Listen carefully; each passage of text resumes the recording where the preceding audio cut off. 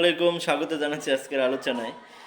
আওয়ামী লীগ যে কি প্রপাগান্ডার একটা মেশিন, এদের মাথায় ভালো বুদ্ধি বলতে কিছু নেই।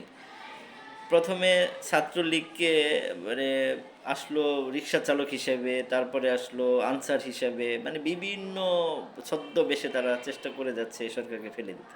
এত তাড়াতাড়ি তারা স্বপ্ন দেখছে একটা প্রতি বিপ্লব ঘটবে। তারা নিজেদেরকে অনেক চালাক মনে করে আর সবাইকে বোকা, কিন্তু আরও কিছু মানুষ আছে জ্ঞানীগুণী এই রাষ্ট্রে। তো গতকাল দরিদ্র অসহায় মানুষদের এই দারিদ্রতার সুযোগ নিয়ে গত রাতে তাদেরকে মিথ্যা আশ্বাস দিয়ে প্রপাগান্ডা ছড়িয়ে ঢাকায় জমায়েত করার চেষ্টা করেছে।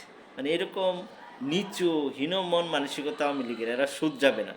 গ্রামে একটা কথা আছে, কুকুরের লেজ কখনো সোজা হয় না। আসলে আওয়ামী লীগ কখনোই ভালো হবে না। এরা ফ্যাসিস্ট, এরা ষড়যন্ত্রকারী, এরা এই দেশটাকে ধ্বংসের দিকে নিয়েই ছাড়বে। ধন্যবাদ সবাইকে।